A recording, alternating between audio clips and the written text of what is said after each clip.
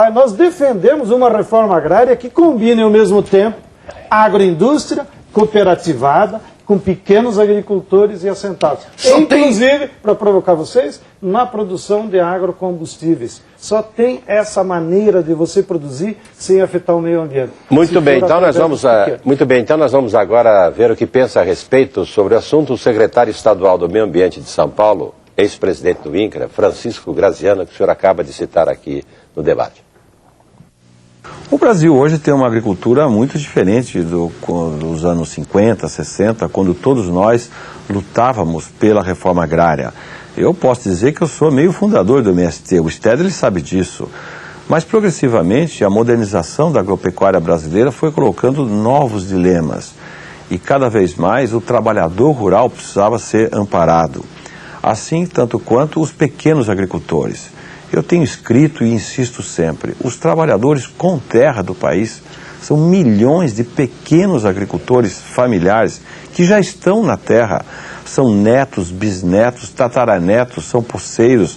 Eles já estão na terra, são trabalhadores, portanto, com terra. Esses é que precisam do apoio. Nós podemos contar perto de 4,5 milhões de pequenos produtores rurais que são com terra e precisam de apoio da política oficial. Então, esta é a questão dramática do mundo de hoje. Não é criar mais agricultores, é conseguir cuidar dos agricultores que nós já temos. O MST foi um movimento muito importante na luta pela reforma agrária do Brasil, quando ele surgiu. Mas hoje o MST é um movimento completamente deformado com relação às suas propostas. Nem é mais um movimento.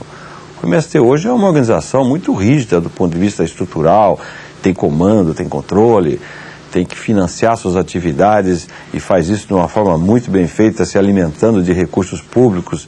Enfim, o MST hoje é quase como se fosse um partido político disfarçado. Quando o MST decidiu invadir fazendas e mais à frente, de uns 10 anos para cá, começou a invadir terras produtivas com pretextos variados, eu sinto que o MST desvirtuou completamente os seus objetivos da luta democrática pela terra.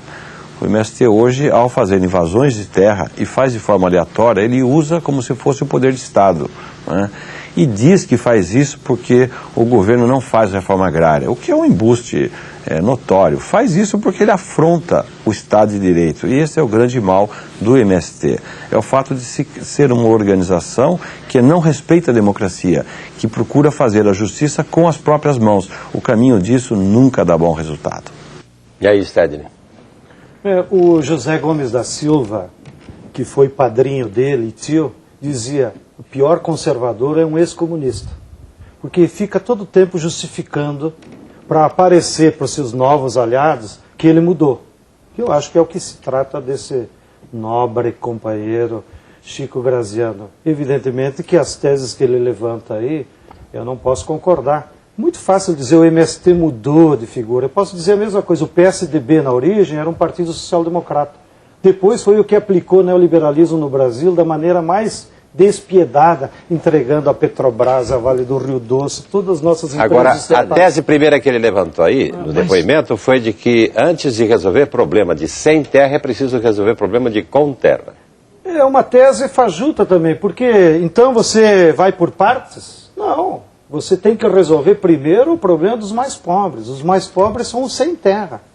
Evidentemente que isso não exclui de você para e passo, e também tendo políticas públicas, que nisso que eu concordo com ele, não há no Brasil políticas públicas agrícolas de apoio ao pequeno agricultor. E quem começou a destruir? Eles, o PSDB. Foi durante o PSDB que acabaram com todas as políticas agrícolas públicas. Acabaram com a Embrater, acabaram com a Cibrazen, acabaram com a Conab, acabaram com todos o sistema de preços mínimos que tinha. E agora vem dizer que o pequeno agricultor não tem apoio, eles são os responsáveis. Sim, mas ele disse que o MST trabalha afrontando a lei, atinge os seus objetivos através de políticas de desrespeito ao poder do Estado.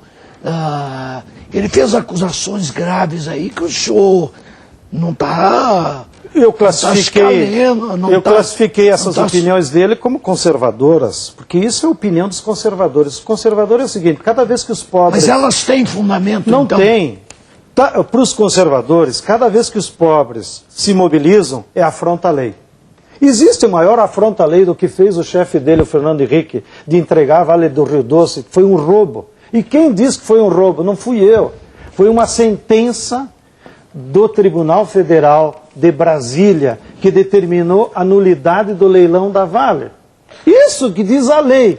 Então, cada um tem a sua opinião. É claro que se você perguntar para o Chico Graziano, o que você acha do leilão da Vale? Ele vai dizer, foi a coisa mais moderna que o Brasil fez. Eu digo, foi um roubo. Então, aí é só uma questão de opinião. Mas o Chico Graziano diz, por exemplo, que o movimento que o senhor lidera, o MST, age financiado com dinheiro público.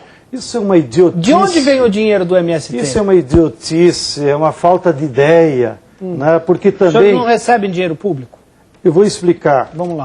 Como acontece. Primeiro, todas as ações de massa do MST são financiadas pelos seus próprios membros. Mas eles têm dinheiro? Ué, são assentados, as pessoas têm recursos. Os assentados pagam uma porcentagem? Não é que pagam, eu vou explicar como é que é. O segredo nosso, que nenhum conservador quer entender, é que todas as finanças do MST... Mas como nós não somos conservadores... Não, eu estou explicando para quem fica nos provocando com isso. É que todos os recursos do MST são descentralizados, não tem uma caixa, como todo mundo fica imaginando. Então, não tem um orçamento. Não tem orçamento. Então, vamos supor... Quando um grupo lá do Paraná resolve... Não tem um orçamento, uma transparência nisso aí? Não tem orçamento porque não tem caixa. Então, quando um grupo lá do Paraná resolve parar um pedágio, como é que esses companheiros se mobilizam e vão até o pedágio? Eles não pedem dinheiro para ninguém. Quando eles planejam essa ação, entre eles fazem uma vaquinha, nós temos que fretar o ônibus, tal, ou vão caminhando e vão lá. Ou seja, não existe... Mas nenhuma verba, Estélio, não tem nenhuma verba do governo para o MST? Não tem verba pública para o MST. Agora vou para o outro lado. E de ONGs laterais, não teria? Tem ajudas de entidades do exterior para projetos específicos. Por exemplo... ONGs alemãs, por exemplo. ONGs alemãs, por exemplo. Igrejas. Igrejas. A igreja alemã nos ajudou a construir a nossa Escola Nacional aqui em Guararema. Está lá. E isso nós prestamos conta para o Banco Central, o dinheiro vem pelo Banco Central, não há problema nenhum. Mas isso não é ajudar o MST como mobilização, é construção de uma escola. Tem uma outra ONG da Noruega que ajuda a pagar os nossos advogados. E o dinheiro vai direto para essa. E por que essa generosidade norueguense? Porque eles percebem que a luta do MST é justa e nós...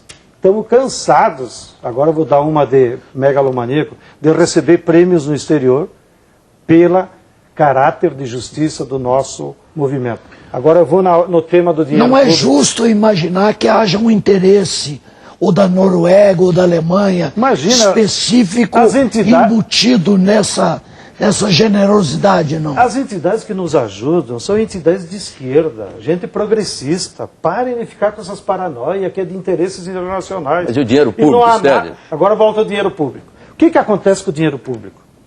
Durante o governo Fernando Henrique Cardoso, como eu denunciei antes, eles acabaram com o setor público agrícola, com uma lei do neoliberalismo. Estado não pode se meter nada.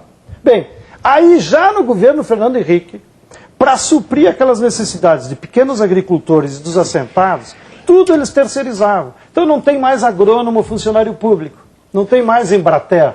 Então, para dar assistência técnica, tem que ter uma ONG que pega dinheiro do INCRA e do MDA e daí contrata os agrônomos. Bom, evidentemente que lá no assentamento eles têm que fundar uma entidade, uma ESCA da vida qualquer. Aí essa ESCA recebe dinheiro público, para quê? Para contratar agrônomo. Nós somos contra.